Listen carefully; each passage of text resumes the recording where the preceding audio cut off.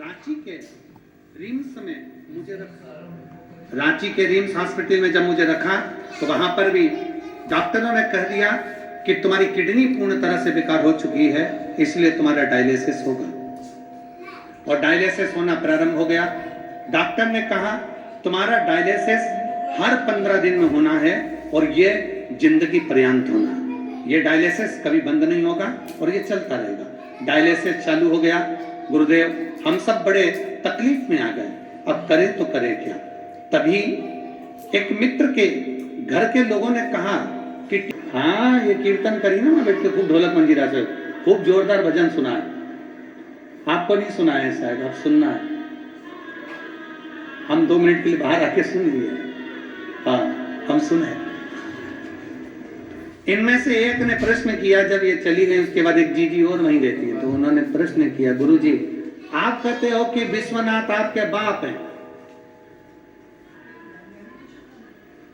तो पार्वती जी कौन है? हमने कहा मां।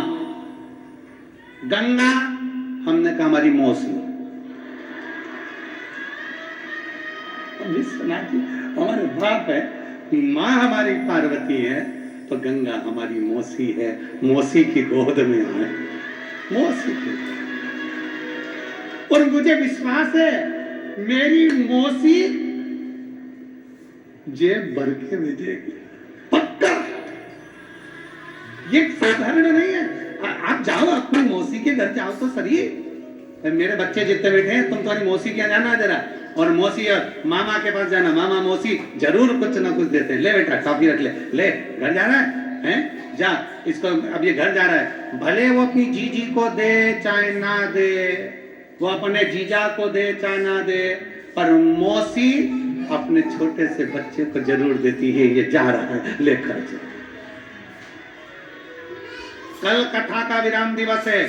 जिन्होंने 7 दिन की कथा काशी में रहने वाले शिव भक्तों से निवेदन है, जो नहीं सुन पाए हैं वो कल सुबह 8 बजे से 11 बजे तक की कथा सुनना। मेरी मौसी तुम्हारी जेब भर कर भेजते हैं।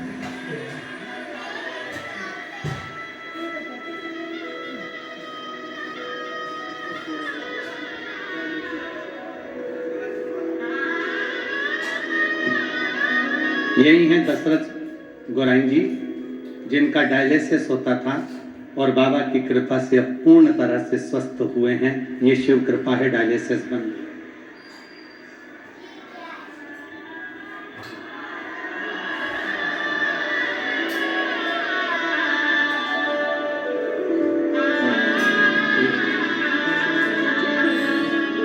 ठीक हो गए ना, अब रोते नहीं, हम आंसू पोछो, बढ़िया खुश रहो, बाबा से प्रार्थना करो, खूब अच्छे रहे।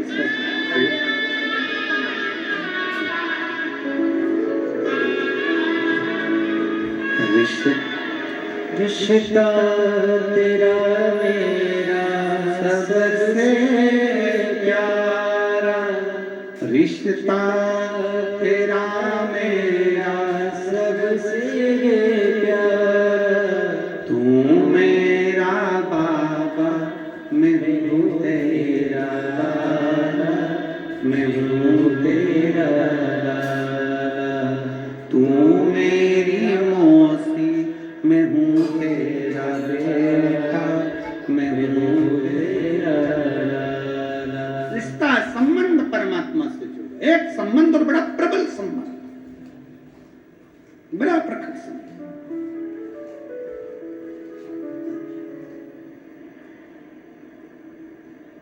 क्या देगा, कैसे देगा, कब देगा, ये उसके ऊपर निर्भर करता है। आप तो कथा सुनो, श्री शिवाय नमस्तुभ्यं बोलकर प्रार्थना करो, उसके बाद में 3 महीने बाद तुम्हारे नजदीक में जब कथा हो तो एक पत्र लेकर आना कि दिया कि नहीं दिया। और जितना ने यहाँ खिलाया, एक बिस्कुट का पुड़ा, एक पानी का पाउच, एक पानी की बोतल भी अगर किसी को दी है, एक छोटी सी टॉफी भी अगर किसी को खिलाई है, किसी शिव भक्त का मुख झूठा कराया है, अगर शंकर के भक्त को तुमने कुछ भाग अन्न का दिया है, कुछ खिलाया है, तो अपनी छोटी सी डायरी में हम हर जगह कहकर जाते हैं, छोटी सी डायरी में लिख के रखना 5 रुपए का पानी का पाउच पिलाया है, 3 महीने के अंदर वो 5 का 5000 होता है कि नहीं होता वो देख लेना। हमें तो वो देखना है, खाली ना जाए यहाँ से। बाबा के दरवाजे से कोई खाली जाए तो जाए कैसे? शिव भक्ति, भगवान शंकर की विरल भक्ति। भगवान शंकर का कोई दुश्मन नहीं है, भगवान शंकर का कोई द्रोही नहीं है। मांगा तो केवल इतना मांगा कि शंकर भगवान के पुत्र द्वारा मेरे प्राण छूटे। तारकासुर मांग भी क्या रहा है? तो शंकर भगवान के पुत्र द्वारा प्राण छूटे, कोई द्रोही ना। रिश्ता अच्छा जोड़िए परमात्मा से।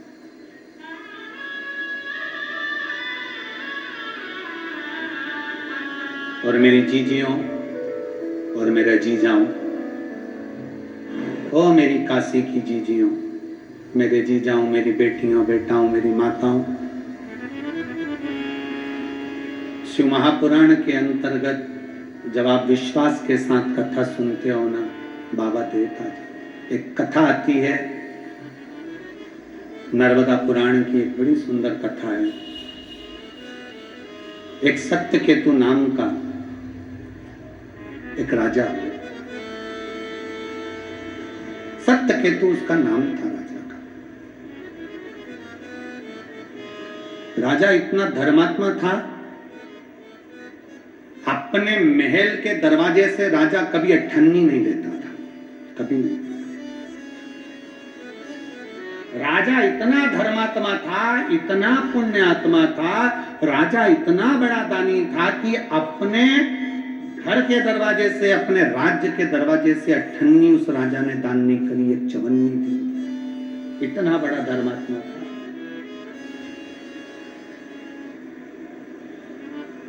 राजा इतना बड़ा दानी था, सत्यकेतु इतना बड़ा दानी था कि अपने राजभवन के दरवाजे से चवन्नी दान नहीं करता था, कभी अठन्नी नहीं देता था। राज दरवाजे से कोई को उसने चवन्नी ना दी। इतना बड़ा दानी, इतना बड़ा धर्मात्मा था राजा सत्यकेतु। जब भी दान देता था तो आपको देगा, मेरा नहीं। अगर मैं अपने दरवाजे से देता तो मेरा कहलाता। राजा सत्यकेतु, नर्मदा पुराण का चरित्र कथा, राजा सत्यकेतु अपने दरवाजे से कुछ दान नहीं देता था। एक वस्त्र, एक आभूषण, एक रतन, एक माणिक, एक मोती, एक मुद्रा तक अपने दरवाजे से नहीं देता था। राजा सत्यकेतु अगर दान देता था, अगर भोजन भी कराता था राजा सत्यकेतु, तो शंकर के मंदिर के बाहर कोई आश्रम हो, कोई साधु का निवास हो, कोई सन्यासी का निवास हो, वहां जाकर भंडारा करा देता।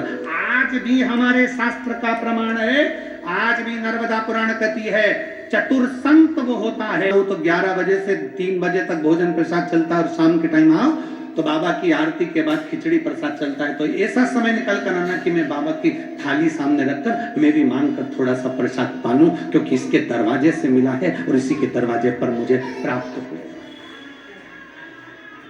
कभी जाए इसकी चौखट।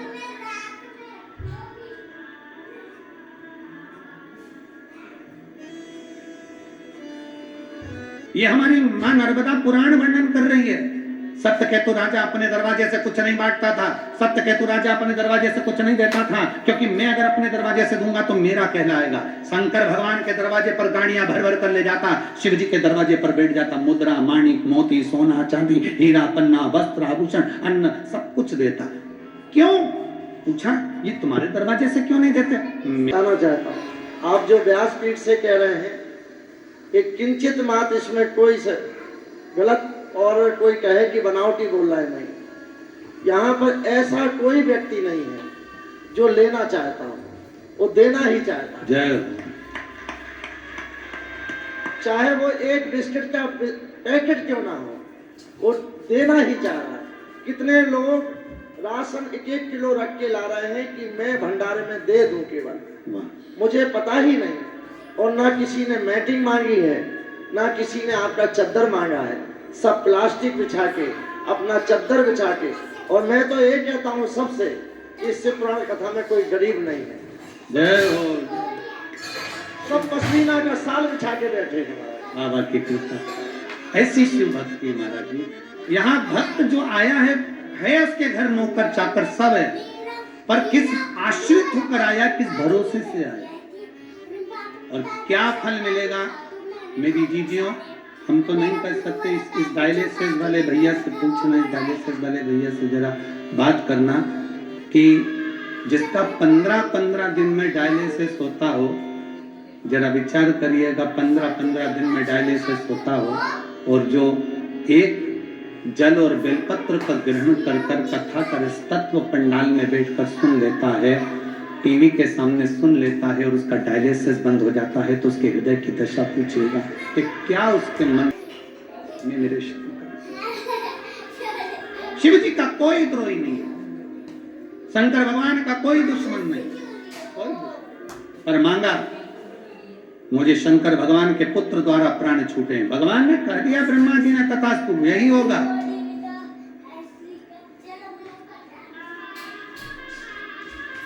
भगवान शंकर के तेज पुंज से षडानंद कार्तिकेय जी का प्राकट्य और षडानंद कार्तिकेय जी का जब प्रागट्य हुआ, षडानंद कार्तिकेय बाबा जी जब प्रकट होने के बाद उन्होंने तारकासुर का संहार किया, तब मां पार्वती जी ने कार्तिकेय जी से विनय कर दी कि कार्तिकेय याद रखना कि तारकासुर को मारना जरूर, पर उसके हृदय में, उसके दिल में बाण ना लगे, उसका हृदय छेदित ना हो जाए, उसके हृदय में बाण ना लगे, उसका हृदय छेदित ना हो, इसका स्मरण रहे कार्तिकेय। क्यों? शंकर का अगर कोई भक्त है, शिव की आराधना करने वाला अगर कोई है, शंकर भगवान की अगर कोई भक्ति करने वाला है, तो निवेदन है उस शिव भक्त का कभी दिल मत दुखाना, नहीं तो जिंदगी पूरी नरक में निकल जाती। जीने दो अलमस्त शिव भक्त को, अड़भंग होकर जीने दो शंकर के भक्त को।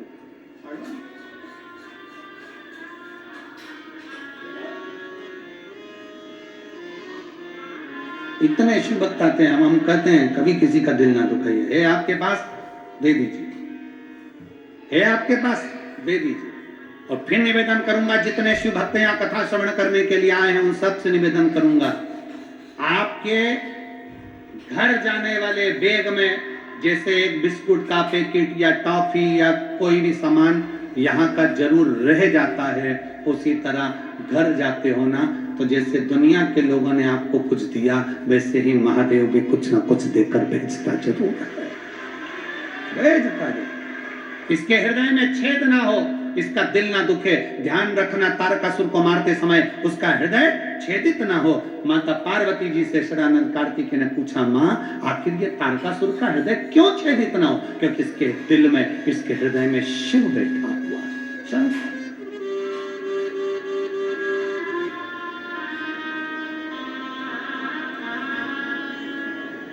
नहीं देते, ये हमें बर्बाद कर देगा।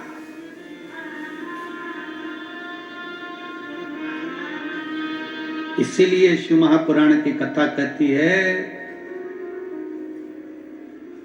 शरीर चले और तुम्हारे घर में चले, तब तक तीर्थ करो और दान करो। जिस दिन शरीर नहीं चलेगा उस दिन तीर्थ नहीं कर पाओगे, और जिस दिन तुम्हारे घर में नहीं चलेगी उस दिन 1 रुपए का दान नहीं कर पाओगे। तुम्हारे घर में चल रही है, मैं कमा रहा हूं, मेरी मर्जी, मैं दे सकता हूं, मेरा मन।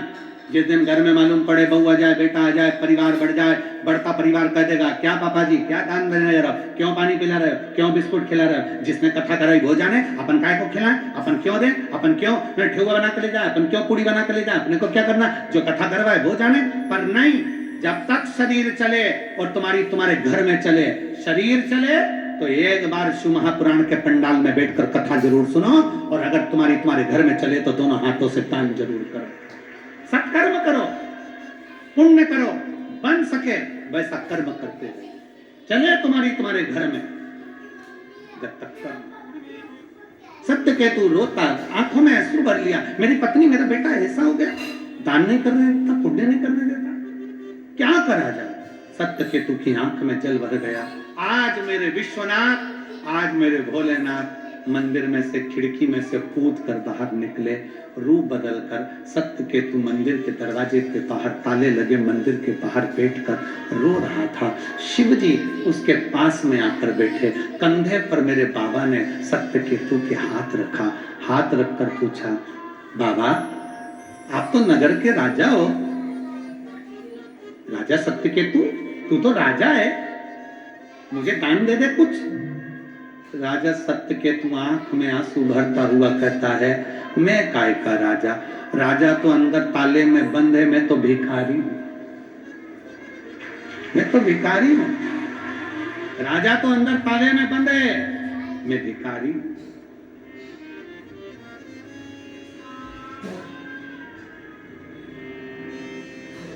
और यही होना चाहिए। सेठ मत बनो, सेठ बनोगे तो टेंशन बढ़ेगी। फैक्ट्री है ना तुम्हारी तो भी तुम सोचो कि मैं नौकर हूं, दुकान है ना तुम्हारी तो भी तुम सोचो कि मैं नौकर हूं। सेठ बन गए, नौकर बनकर रहोगे तो सुखी रहोगे, सेठ बनोगे तो चिंता लगेगी, फैक्ट्री का बिल जमा करना है, ये करना है, वो करना है, लाइट देखना, ये हो गया, घाटा हो गया, मुनाफा हो गया, ये हो गया। और अगर नौकर होगे तो सेठ जी बिल भरेंगे, सेठ जी मुनाफा देखेंगे, सेठ जी घाटा देखेंगे, हमें तो महीने की तनख्वाह दो और हम ये चले। नौकर सबसे ज्यादा सुखी होता है, सेठ टेंशन में रहता है। इसलिए चाहे तुम्हारी दुकान हो, चाहे तुम्हारी सर्विस हो, चाहे तुम्हारा मकान हो, चाहे तुम्हारी फैक्ट्री हो, तुम नौकर बन जाओ और विश्वनाथ को सेठ बना दो कि हमारा सेठ हमारा विश्वनाथ है, हम नौकर वो सेठ। तो चिंता किसकी? जम के बोलो जरा, विश्वनाथ। टेंशन किसको? विश्वनाथ। अपन कौन? हम तो बाबा के नौकर। हमें क्या का चिंता, हमें तो महीने की तनख्वाह दे देना बाबा, बस बहुत है। मेरे बाबा तेरी नौकरी सबसे बढ़िया है, सबसे जब से तेरा गुलाम हो गया तब से मेरा भी नाम हो गया। शब्द पर जाना, नाम कब हुआ? जब गुलाम हुआ। जब से तेरा गुलाम हो गया, सेठ थे तो नाम नहीं था, गुलाम बन गए तो तनख्वाह मिलने लगी, सेठ वो नाम अपना हो रहा है। जब से तेरा गुलाम हो गया तब से मेरा भी नाम हो गया। वरना औकात क्या थी सबसे बढ़िया है, सबसे भोले बाबा तेरी नौकरी सबसे बढ़िया है, सबसे नौकर बन जाओ, टेंशन उसको दो।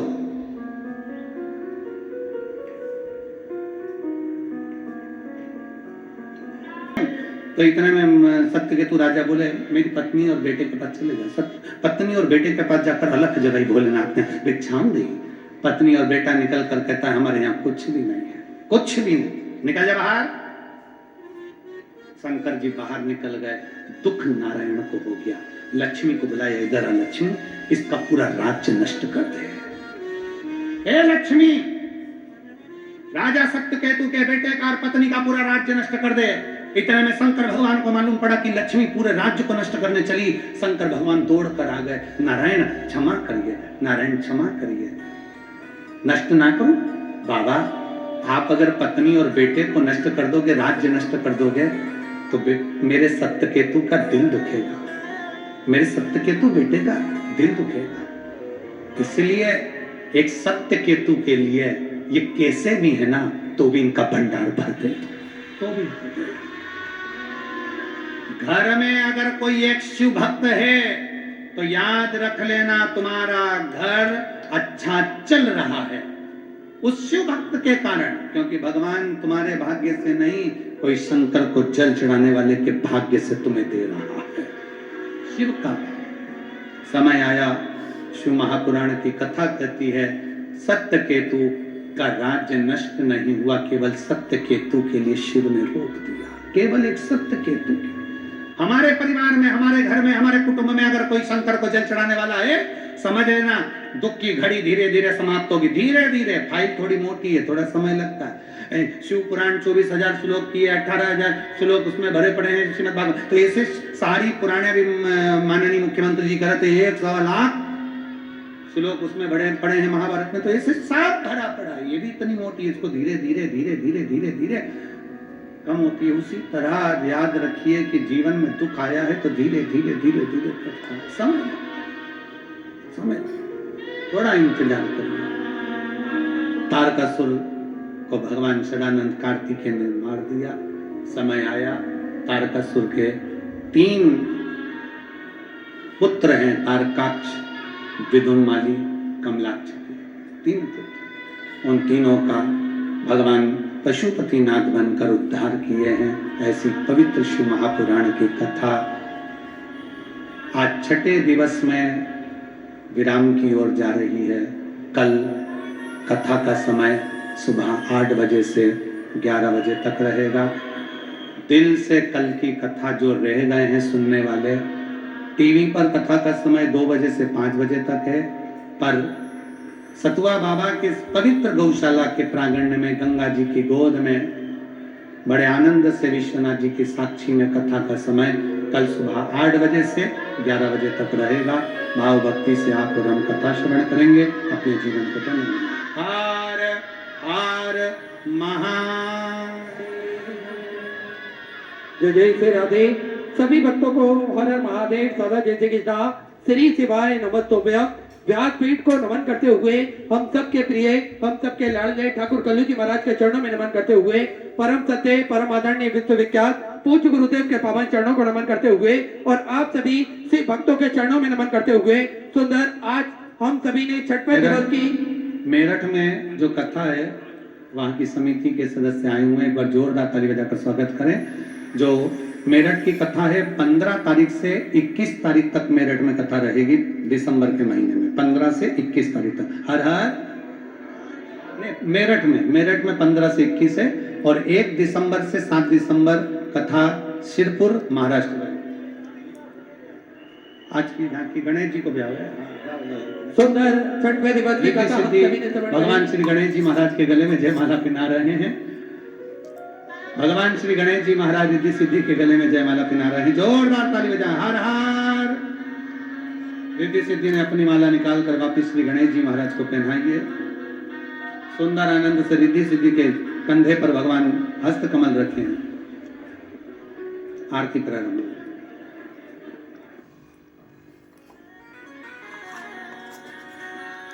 जय शिव ओंकारा होने भज शिव ओंकारा